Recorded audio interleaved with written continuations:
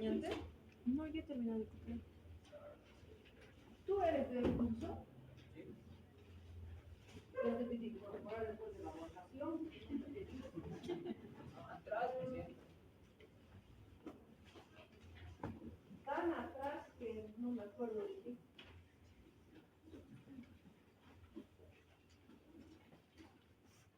Bien, primero recordarles que este es nuestro penúltimo tema, porque la siguiente semana vamos a ver todo lo que es la división de la herencia, que va a estar dividida en las dos clases de la siguiente semana, lunes y el jueves, y luego ya tenemos previsto nuestro examen para luego de eso, que es el 2 y 3 de agosto, 4 de agosto, exactamente. Bien, entonces tenemos todo nuestro calendario debidamente preparado y vamos a ver este tema de la desheredación. La palabra desheredación no es muy extraña para ustedes, de hecho, casi en todas las tramas de las películas de suspenso aparece la desheredación como un término que forma parte de la estructura de la trama misma, ¿no? Y eso nos lleva a generar ideas distorsionadas de lo que en realidad viene a ser la desheredación y cómo está regulada en nuestro Código Civil. Antes de eso, y antes de entrar a los antecedentes históricos, les voy a hacer recuerdo que la desheredación va muy de la mano de otra figura jurídica que hemos visto antes. ¿Cuál era esa? La indignidad, exactamente. No se olviden que nosotros el primer parcial revisamos lo que era la indignidad. La indignidad en realidad es una forma de sacar de la sucesión hereditaria aquel heredero forzoso que de acuerdo a las disposiciones de la ley ha ejecutado actos que son reñidos por la moral, que están censurados incluso legalmente, porque dar muerte al causante, por ejemplo, cometer un acto de parricidio, desde luego que primero que es un delito y segundo, ese delito tiene que también tener una sanción en el plano legal y en el plano patrimonial. Difícilmente alguien que ha organizado y ha preparado la muerte de su padre o de su madre podría solamente recibir como castigo una pena privativa de libertad únicamente. Esto tiene que llevar y tener un alcance mucho mayor y eso va a significar que esa persona que ha cometido el ilícito también sea sancionada con la privación de recibir la herencia que le correspondía. Porque muchos de los móviles para asesinar a un padre o una madre precisamente tienen como trasfondo una sucesión hereditaria en su generalidad o en su mayoría.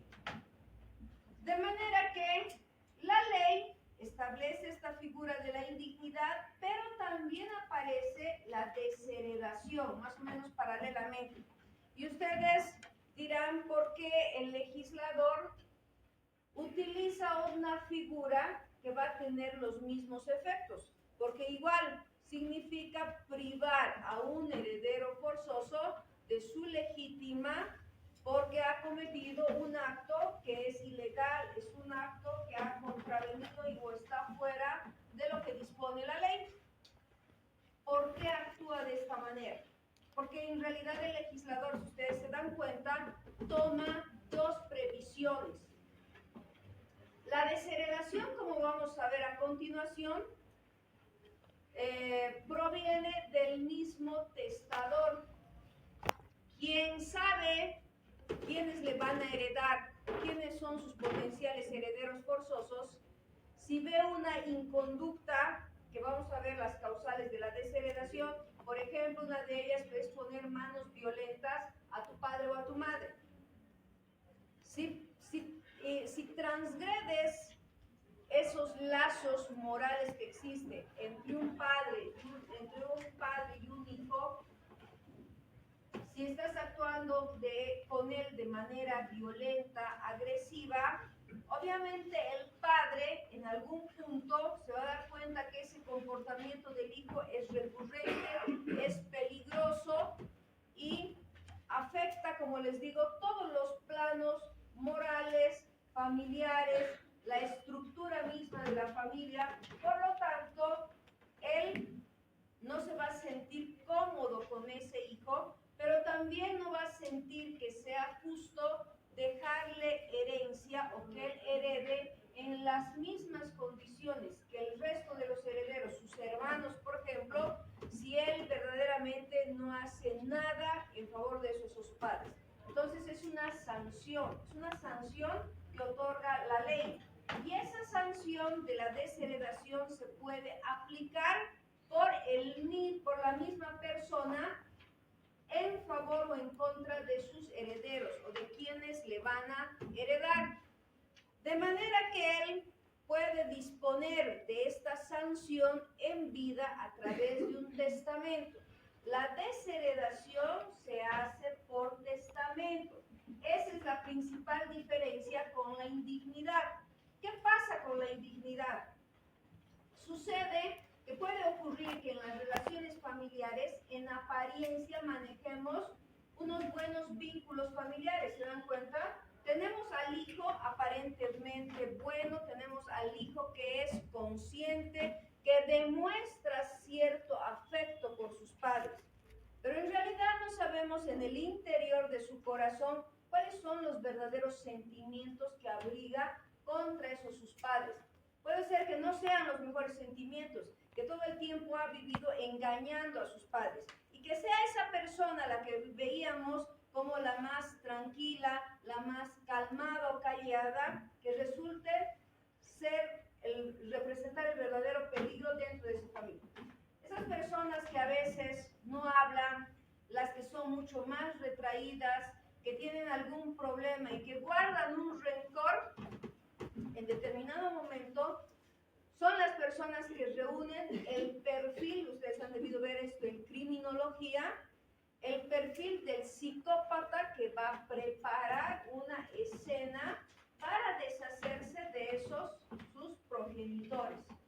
Y puede ser que el padre o la madre no se hayan dado cuenta de esta situación, no hayan asimilado o asumido verdaderamente esto. Ustedes saben que en este mundo de la criminalística hay situaciones en las que en apariencia vemos relaciones familiares donde hay verdadera comunidad o aparenta existir comunidad, ¿se dan cuenta? Y no sabemos el hijo o la hija qué sentimientos abriga contra ese padre. Probablemente ha generado sensaciones de rencor, odio, ira, que el padre no los ha tomado en cuenta.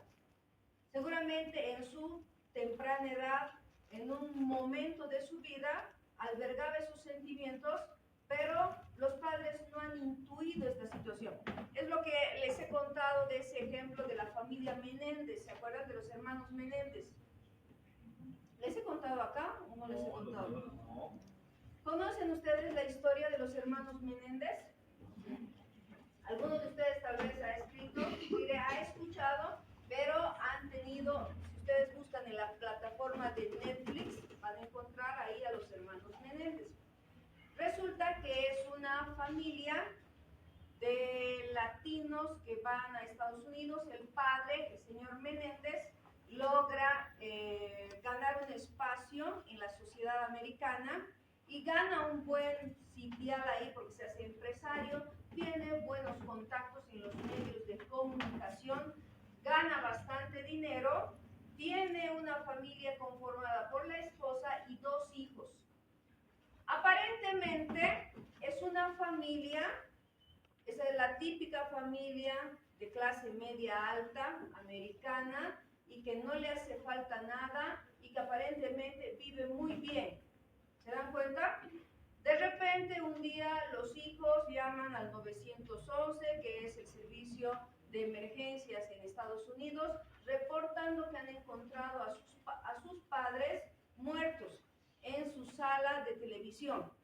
Han encontrado a sus padres que han muerto con heridas de arma de fuego, y los hijos, en ese momento que llaman al servicio de emergencia, se encuentran evidentemente afectados por la escena con la que se han encontrado, porque ellos, los dos hermanos, estaban volviendo de una película del cine, retornan a la casa y se encuentran con ese panorama, donde habrían ejecutado a los padres.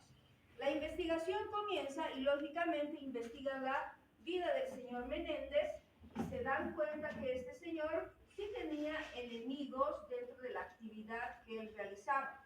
Entonces apuntan a que el asesinato pudo ser preparado y concebido por uno de estos sus enemigos en su vida empresarial. Todo apuntaba a eso, hasta que se van realizando y haciendo las investigaciones. Les voy a hacer el cuento corto porque si no, no les voy a explicar el tema. Entonces, la idea es que descubren que en realidad los que han cometido el asesinato son los hijos. Los hijos perpetraron el asesinato de sus padres. Lo tenían todo organizado, la coartada perfecta. Lo que hacen ellos es, sabían que sus padres se estaban quedando en la noche, se iban a quedar solos. Ellos tenían una vida social muy activa, pero ese día se iban a quedar en su domicilio. Entonces lo que hacen ellos es decir a sus padres que iban a salir, que iban a ir al cine y que luego iban a cenar y retornaban a casa. En ese tiempo, en ese periodo donde dicen eso a sus padres, ellos ya habían preparado y comprado armas. Ustedes saben que en Estados Unidos se pueden comprar armas. Adquieren estas armas, ingresan a la casa mientras sus papás veían la televisión y obviamente no se dan cuenta, los toman por sorpresa, los encañonan y les disparan. No me acuerdo en este momento cuántos disparos, pero sí bastantes como para destrozar la cara de su madre y de su padre también, para que se den cuenta de la escena totalmente sangrienta que existía en ese momento. ¿Cómo llegan a darse cuenta que son ellos? Precisamente porque luego encuentran notas de la compra que habían hecho de las armas, y eso ha ido llevando a los investigadores y a la policía a darse cuenta que ellos eran los autores. De manera que resulta que ellos son descubiertos en el proceso. Si ustedes ven la serie, en el proceso salen a flote muchos eventos escalofriantes, ¿no? Aparentemente teníamos una familia bien posicionada, con hijos que se encontraban en los mejores colegios. Uno de los hijos practicaba tenis, el papá estaba impulsando su carrera deportiva con ganas de que se convirtiera en un gran profesional, y en teoría, en esa familia, viéndola desde afuera, no existía ningún problema, ¿se dan cuenta? Pero los hermanos interiormente, ambos se pusieron de acuerdo porque sentían gran odio y resentimiento hacia sus padres. ¿Dónde había nacido? ¿Cómo había nacido esto? Porque el padre aparentemente era una persona completamente obsesiva con la perfección de sus hijos. ¿Se dan cuenta? Al punto de que si ellos fracasaban, si tenían malas notas de la universidad, el castigo era completamente furibundo del padre. También en la defensa que plantean los abogados de los padres asesinados, de los hijos culpables, es que, y eso es lo que está en tela de juicio, que habrían sido abusados sexualmente por el padre durante su infancia, y que este hecho habría sido conestado por la madre. ¿Se dan cuenta? Todos esos hechos son guardados en la psique de los hijos, y cuando ellos están en una edad adulta, porque tenían entre 20 años, estaban los dos más o menos en ese periodo de edad, y terminan cometiendo el delito. Hoy están en la prisión cumpliendo una cadena perpetua. ¿Se dan cuenta? Pero, como les digo, el ejemplo a qué iba, que en el caso de la indignidad puede suceder que exista todos estos elementos que les estoy mostrando, una familia aparentemente feliz, donde los padres no podrían desconfiar o pensar siquiera que los hijos podrían un día atacarles a ellos o atentar contra su vida. ¿Se dan cuenta? Entonces, el padre no está preparando, no está listo con su testamento bajo el brazo para escribir: lo voy a desheredar a mi hijo, porque no intuye que eso va a pasar. Es lo último que los padres podríamos pensar de un hijo. ¿Se dan cuenta? Entonces, la indignidad es para esos casos fortuitos, para esas situaciones silenciosas que se manejan a nivel psíquico de las personas, que pueden atentar contra sus padres, contra un pariente próximo. Y entonces, al margen de esa sanción penal que van a recibir, lógicamente tiene que haber una consecuencia también de índole patrimonial. No pueden heredar esos hijos que precisamente han atentado contra la vida de sus padres para quitárselos de un lado y recibir rápidamente esa herencia. Para eso está dispuesta, como les digo, la indignidad. Pero en cambio, la desheredación ha sido preparada y concebida por el legislador para que aquella persona que observe que hay ciertas inconductas o actos que se van repitiendo y que van escalonando en su nivel de violencia, te hagan dar cuenta que ese hijo ha perdido completamente su horizonte y no respeta a su padre o a su madre. ¿Cuál es la represalia entonces que puede tomar el padre? Es de desheredarlo, y eso lo va a hacer voluntariamente en su testamento, tal como decimos acá. El requisito y la diferencia con la indignidad es que la desheredación tiene que partir del futuro causante y tiene que establecerse en su testamento. Para eso,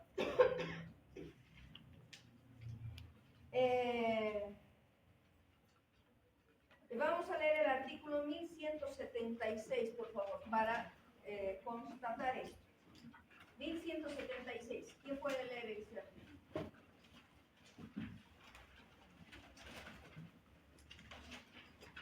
Alejandra, ¿tienes? Ya, léelo, por favor. 1176. Forma de la desheredación. La desheredación se hará precisamente en testamento, nombrando claramente al desheredado y exponiendo el motivo justo con todos los datos que lo apoyen. Parágrafo segundo. Parágrafo tercero. La desheredación puede hacerse en todo o parte de la legítima, en forma pura y simple o sujetándola a una condición. Bien. Primero, veamos acá en este artículo 1176 que habla de la forma de la desheredación. El código, como tal, no ingresa a exponernos una definición de manera inmediata. Sabemos que el Código Civil en algunos casos sí nos da nociones, definiciones, y en otras no, y tenemos que recurrir a la doctrina. Y en este caso, precisamente no nos expone una definición. Por eso hemos puesto la del profesor Osorio. Tenemos, sin embargo, la forma de la desheredación, que es lo importante, y es la que establece la diferencia con la indignidad. La desheredación se hará precisamente en testamento, nombrando claramente al desheredado y exponiendo el motivo justo con todos los datos que lo apoyen. ¿Por qué dice con todos los datos que lo apoyen? Porque vamos a ver dentro de un momento los motivos de la desheredación, y dependiendo el motivo, la circunstancia, esta circunstancia tiene que estar relatada o reflejada en el testamento, como un testimonio del testador. ¿Se dan cuenta? La desheredación puede hacerse en todo o en parte de la legítima. Quiere decir que el testador podría decir: por la inconducta de mi hijo, la irregularidad que ha cometido, el maltrato al que me ha sometido, el derecho que tenía a recibir, qué sé yo, $50,000, va a ser limitado únicamente a $10,000, por ejemplo, como efecto de una desheredación parcial a la que lo estoy sometiendo.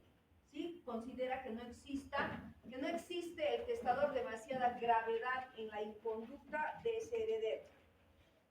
O puede sujetarla a una condición, decir: si no se compone en esa su conducta, si no mejora y es evidente y producto de esa inconducta sufro alguna afectación física o en mi humanidad, eso ya puede adelantar en el testamento, entonces definitivamente quedará desheredado. Esa es la condición si no mejora su comportamiento. ¿Se dan cuenta? Pero, además, entre los fundamentos que tenemos antes de ingresar a leer la desheredación judicial, el primer fundamento es que existe este quiebre de estas relaciones o de este trato moral y respetuoso que debe existir entre la familia en general. Por eso decimos, es una relajación de los vínculos morales. La desheredación siempre se aplica a herederos forzosos, solo herederos forzosos. ¿Por qué? Porque en el caso de la legítima y en el caso de la desheredación, lo que se está afectando es la legítima. ¿Y quiénes son los únicos que tienen derecho a la legítima? Los herederos forzosos, nadie más, no los colaterales, etc. Representa una sanción moral y además legal. Las consecuencias son evidentemente legales, solo para los herederos forzosos. Veamos qué nos dice el artículo 1177. Por favor, Rodrigo, tienes el 1177. Artículo 1177. Declaración judicial de la desheredación. Parágrafo primero. La exclusión del desheredado resulta de una sentencia declarativa del juez competente, requisito sin el cual no tiene ningún valor. Parágrafo segundo. La acción de desheredación debe ser iniciada y proseguida hasta su terminación por los herederos o por el albacea. Parágrafo tercero. Ella caduca en el plazo de 2 años de abierta la sucesión. Bien. Vamos, para establecer un paralelo, al artículo 1011. El artículo 1011 nos habla del proceso que se sigue para tramitar la indignidad. Y este proceso se llama acción de impugnación. Para recordar un poco, dice, la exclusión del indigno, excepto el caso previsto por el artículo anterior, resulta por sentencia declarativa del juez competente. La excepción a este proceso era el caso 1 del artículo 1009, es decir, haber dado muerte a su causante. Si mataron a su padre o a su madre, ya no necesitaban hacer este proceso de impugnación porque era suficiente la acción penal que declaraba la comisión del delito de asesinato para que esta resolución cause estado y sirva para declararlo o considerarlo indigno definitivamente. Parágrafo 2. La acción de impugnación puede ser incoada por cualquier persona que se beneficie con la exclusión del indigno y solo es admisible después de abierta la sucesión. ¿Qué nos dice el artículo de la forma del 1177? Dice, la exclusión del desheredado resulta de una sentencia declarativa del juez competente, requisito sin el cual no tiene ningún valor. Parágrafo segundo. La acción de desheredación debe ser iniciada y proseguida hasta su terminación por los herederos o por el albacea. Esta es la legitimación activa. ¿Quién puede demandar? En el artículo 1011 dice que puede demandar cualquiera que esté interesado en la exclusión del indigno. Y obviamente no puede ser otro que el propio heredero, ¿no? Que el coheredero. Y solo es admisible después de abierta la sucesión. En el artículo 1011, en la acción de impugnación, dice la acción caduca en el plazo de 2 años contados desde la apertura de la sucesión. Y el artículo 1177 nos dice, ella caduca en el plazo de 2 años de abierta la sucesión. Ahí existe la misma disposición. Para ambas acciones, tanto de impugnación en la indignidad como de la desheredación, solo tenemos 2 años. pasar ese término, no hay forma de activar la vía judicial, esta habrá caducado y lógicamente eso solo va a obrar en favor de ese heredero al que queríamos excluirlo, que va a terminar ingresando a la sucesión hereditaria. Nosotros pensaríamos que si alguien ha dado muerte a su padre o a su madre o que le ha puesto manos violentas, si fue, en el caso de violencia, por ejemplo, si fue desheredado por testamento, pero los herederos no activaron la acción de desheredación, nosotros pensaríamos que moralmente esa persona no va a reclamar nada porque se siente culpable. En algunos casos, la situación de agresión puede precipitar el deceso de su padre o de su madre, ¿se dan cuenta? Pero lamentablemente hay personas completamente amorales que puede ser que no tengan ningún sentimiento o remordimiento y que todavía aprovechen que el coheredero no ha cubierto con todos estos requisitos legales y quiera ingresar a la sucesión hereditaria. Por eso es importante conocer el plazo. En estos dos casos son de 2 años nada más.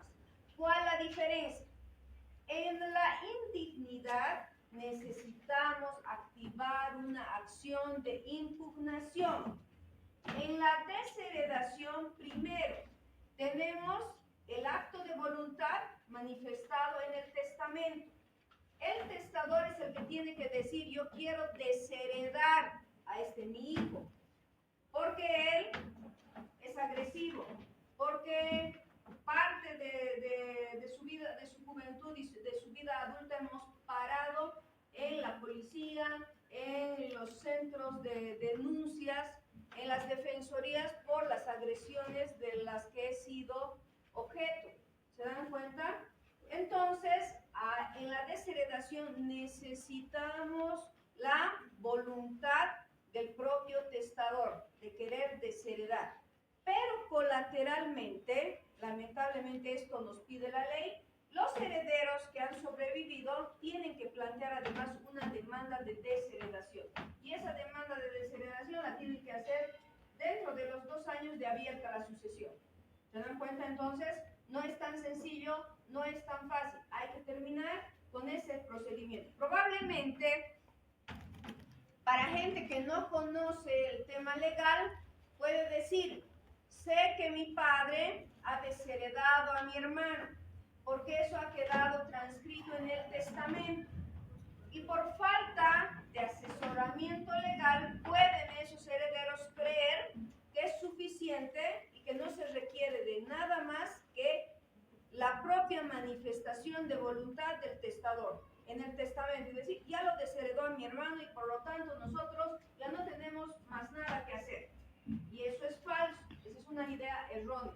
Porque, como acabamos de ver, tiene que haber una declaración judicial. Tiene que terminar en una sentencia. En una sentencia que, llamémoslo así, o veámoslo desde este punto de vista. La sentencia homologaría en realidad ese testamento que ha generado la desheredación. ¿Ya? Si ustedes están viendo derecho de familia, por ejemplo, y están viendo los acuerdos de asistencias familiares, por ejemplo, saben que en ese tipo de convenios, cuando se han hecho de mutuo acuerdo, se puede pedir homologación vía judicial, ¿verdad?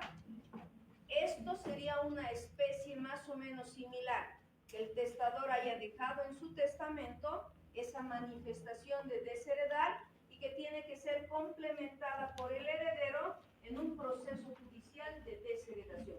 Lógicamente, este proceso de desheredación va a ser un proceso civil en la vía ordinaria, ¿ya? Ese es el complemento que falta en este acápite del Código Civil. Dime, una consulta. En el caso de que un hermano mate a sus otros hermanos por quererse quedar con la propiedad, ¿esto sería como causa de indignidad o tiene que ser? De desheredación también, de desheredación tendría que ser, ¿no? Porque este es otro escenario y es bueno el planteamiento de Sergio. Si la investigación demuestra que el problema era la herencia y lo que iban a recibir, y que en realidad el móvil que ha precipitado el asesinato ha sido de ese hermano contra el resto de sus hermanos por el tema estrictamente patrimonial, entonces efectivamente, primero que sería una causa de indignidad, ¿no? Si los padres, a ver, los padres no han sido los afectados, ¿se dan cuenta? Han sido los hijos, los otros herederos. Entonces, ¿qué puede pasar? Ahí sí hay dos escenarios. Primero, con la sentencia penal por asesinato ya tenemos de cajón una indignidad. Pero al margen, si no supieran esto, si no hubieran sido asesorados por el abogado, tal vez el abogado se confunde y les dice, no, ustedes tienen que hacer una desheredación. En su testamento, ustedes tienen que desheredar a este hijo porque el móvil ha sido deshacerse del resto de sus hermanos para quedarse solamente con la herencia. Entonces tienen que hacer una desheredación y luego de plantear la desheredación tiene que venir a hacerse una acción judicial. Pero ojo, acá habría un problema. Tendríamos que pensar que esos hermanos que han fallecido han dejado hijos u otros herederos para que sean los sujetos que puedan accionar la demanda de desheredación. Porque si no tenían ningún heredero, los padres fallecen, han dejado en el testamento, entonces eso también podría dar lugar que el único que sobreviva sea el que se beneficie finalmente de todo. Entonces, en ese caso, tomando en cuenta esas circunstancias, nos conviene aplicar la indignidad. ¿Se dan cuenta? Entonces, todo, Sergio, en realidad va a depender de cuál sea la circunstancia. Yo un poco he apuntado a un ejemplo muy básico o muy a la mano, muy doméstico, digamos, pero sin embargo puede suceder este otro escenario. De hecho, el caso de los hermanos Adrián. Ahora, hay otro tema, por ejemplo, que está igual en investigación, no sé si es la familia Ledesma, no me acuerdo si es Ledesma, pero son igual esposos. Los esposos empresarios tienen en Vinto, creo, unas fábricas y resulta, Vintos, ¿no? Exacto. Y resulta que aparece el hermano aparece como el principal sospechoso de haber dado muerte a sus padres, ¿no? Para quedarse con la herencia, pero acá el contexto y el escenario cambia. No sé si ustedes han visto, acá las hermanas del acusado más bien están saliendo en su defensa y ellas dicen que imposible que haya querido matar el hijo, dar muerte a sus padres. Y acá se teje otro elemento. Claro, esto digamos dentro del área penal enfoca la investigación a otro culpable y dejaría de lado la eventual indignidad. ¿Qué es lo que pasa? ¿Cuál es el escenario? Dice que se maneja acá. Yo he tenido la oportunidad de conocer al abogado que está manejando este asunto y me dice, había el administrador de la empresa. El administrador de la empresa les había robado tanto, había dispuesto muchos de los recursos en otras actividades y cuando los señores se dan cuenta y lo increpan, lo amenazan de las acciones legales que les iba a realizar y este tipo prepara el asesinato de estos señores. El problema es que lo hace de tal manera que lo incrimina al hijo mayor por una serie de conversaciones telefónicas, mensajes, aparece incriminado. Este hombre, sin embargo, luego de haber cometido el asesinato, con remordimiento y culpa, lo que hace es toma una póliza de seguro de vida para asegurar a sus familiares, porque tenía dinero que había sacado de la empresa, y él, no sé si saben esto, él se ha suicidado, ¿no? Ha ido, dice que hay unas cámaras donde él se lanza a un vehículo que estaba en movimiento, entonces lo ha pisado y ha desaparecido. ¿Se dan cuenta? Entonces, en realidad, el autor de todo este hecho habría fallecido. Pero ahora aparece en escena un hermano que habían tenido, que no había participado en todo este tiempo, y el hermano es el que quiere quedarse con la herencia y quiere que este hermano acusado aparezca como indigno.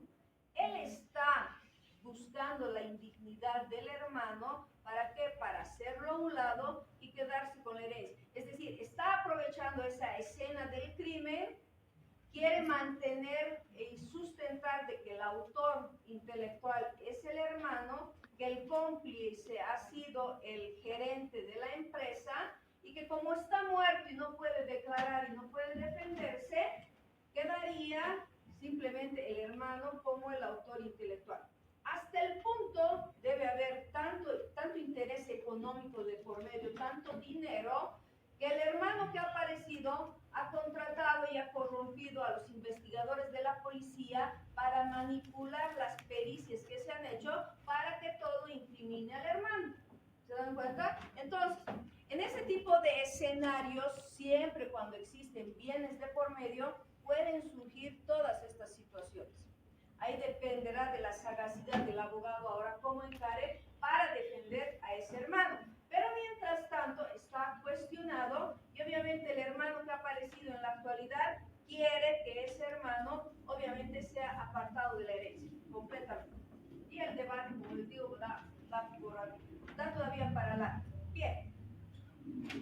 Veamos cuáles son los motivos de la desheredación ahora. Vamos en orden, empezando por el artículo 1173. ¿Quién lee el 1173?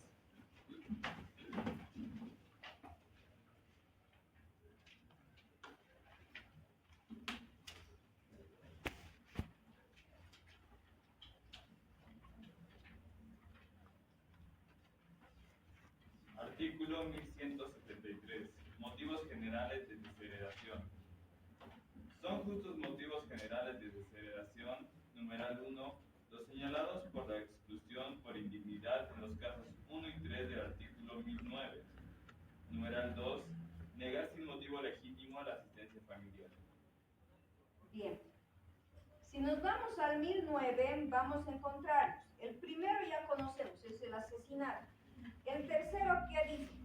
Quien había acusado al de cuyos o su cónyuge, ascendientes o descendientes, o uno cualquiera de sus hermanos o sobrinos consanguíneos de un delito grave que podía costarles la libertad o la vida. Es aquel que en este caso sería, del ejemplo que les estoy poniendo, el hermano que en la actualidad está acusando a su otro hermano de la supuesta comisión del asesinato de sus padres, él mismo se hace como un potencial candidato a la indignidad, porque él estaría promoviendo la acusación contra su hermano, a sabiendas de que él es inocente. Entonces, en ese escenario, dependiendo de la defensa de los abogados, o lo declaran culpable a este primer hermano y por tanto indigno, o se vuelca la tortilla y en realidad el indigno va a ser el que está promoviendo actualmente la acusación. ¿Se dan cuenta? Puede cambiar. Todo esto va a depender, en realidad todo está en manos del abogado, de los abogados de la defensa, nada más que en ellos. Y bueno, y en un poco pedir que la justicia sea algo transparente. Y entre otros de los motivos de la desheredación dice negar sin motivo legítimo la asistencia familiar. Aquel hijo que sabe que su padre toda la vida le ha negado la asistencia familiar, que se ha olvidado de él completamente, que ha sido un padre ausente, que en los momentos de necesidad no lo ha apoyado, no lo ha sustentado, no lo ha ayudado, ese hijo puede desheredar a su padre cuando sabe que va a ser su potencial heredero. Ustedes saben que en la línea de los herederos forzosos están los ascendientes, los padres. Entonces, el hijo que ha sido víctima de ese padre abusivo, que se ha olvidado de él, etcétera, puede desheredar.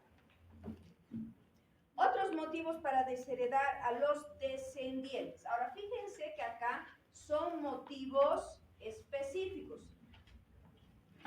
El artículo 1174 nos habla de otros motivos para desheredar a los descendientes. ¿Cuáles serían esos casos, Luis Fernando? ¿Dónde está su código?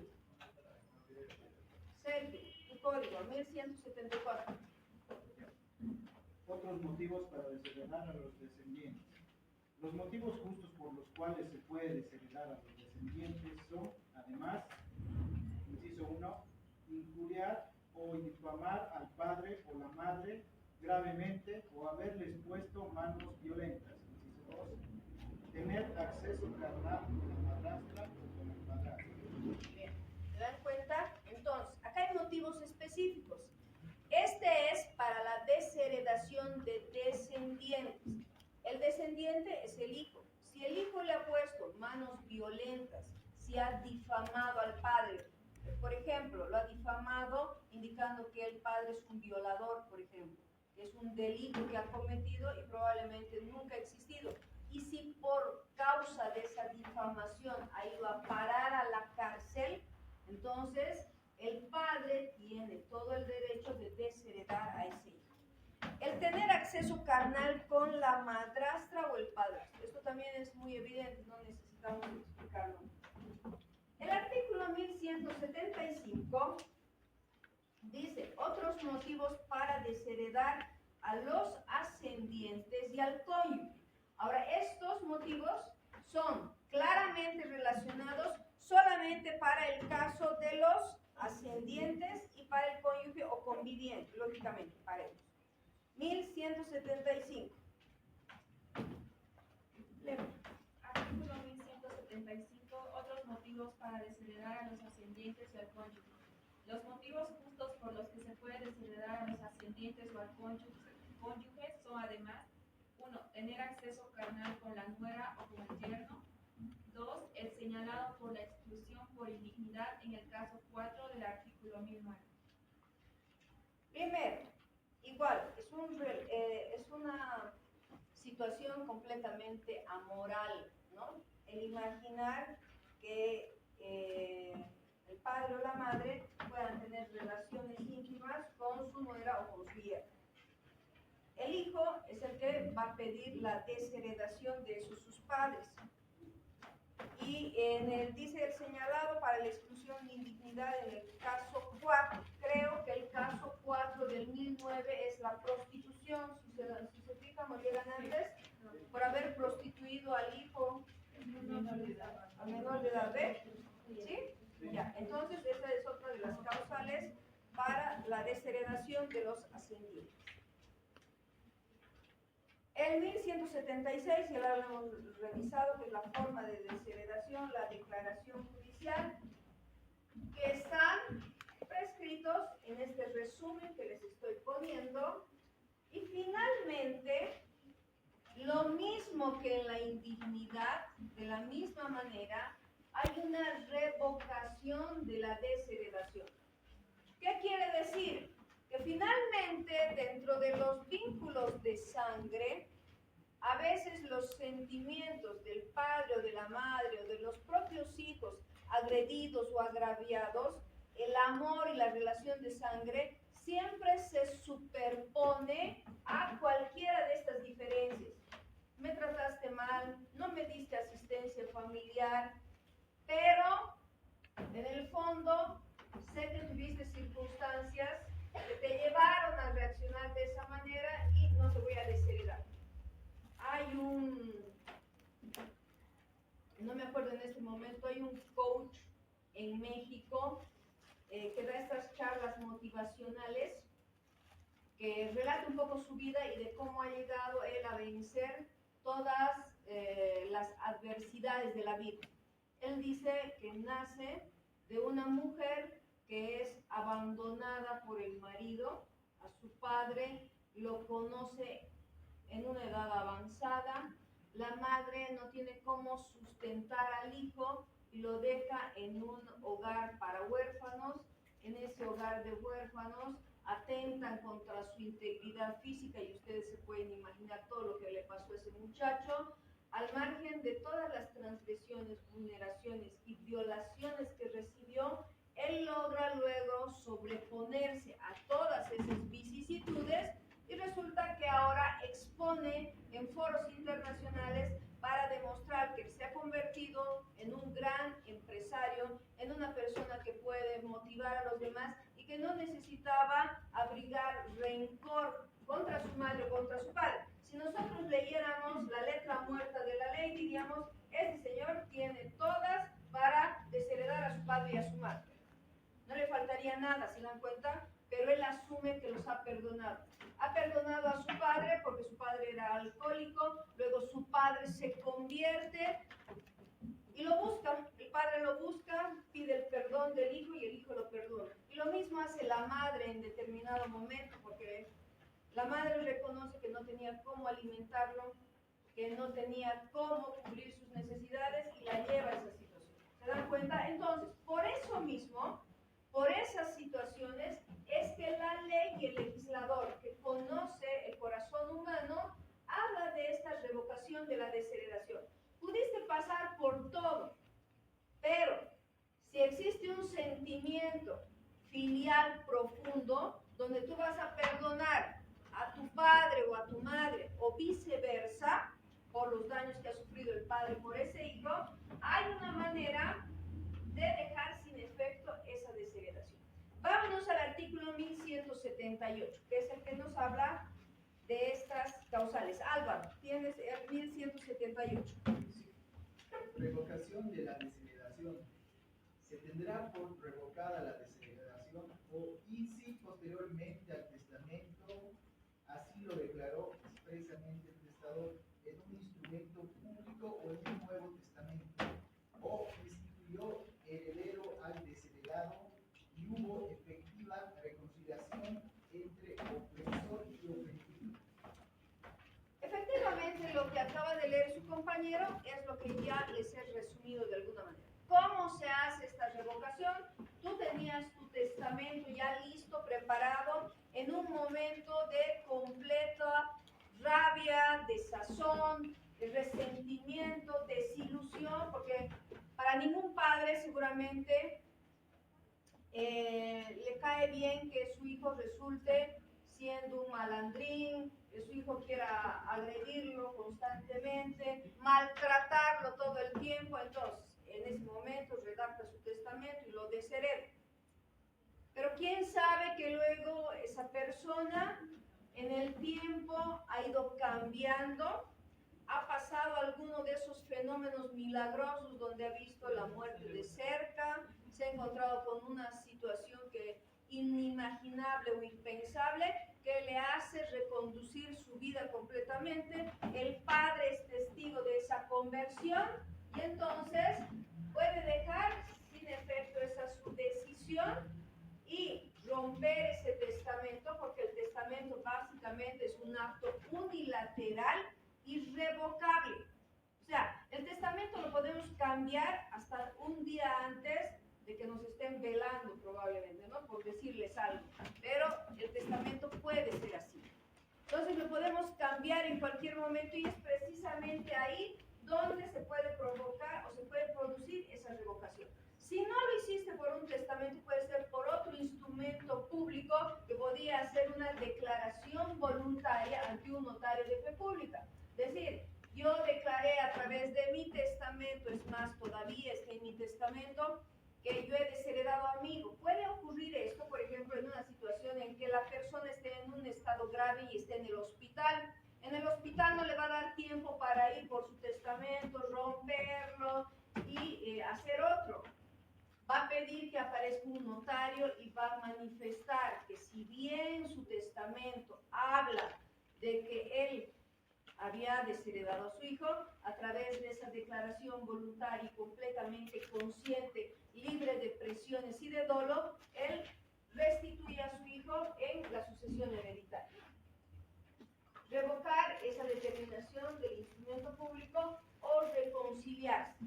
La reconciliación que es pública, que es efectiva frente a todos, va a cumplir ese efecto de generar la revocación de la desheredación. ¿Sí? ¿Alguna pregunta, alguna duda sobre lo que acabamos de ver?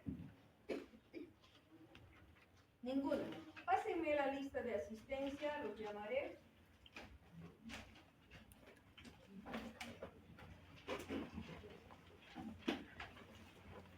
Le llamo la lista y nos retiramos. Está Lady, Ríos Choque, Clara Mamani, Titi, Vargas, Mamani Prado, Vidal Ledesma, Camila Choque, Guzmán Rojas, Hinojosa Javier, Paredes Cultura, Jiménez Perrufino, Obando, Ibarra, Herrera Herrera, Rojas Zamorano, Rojas Cienzano, perdón.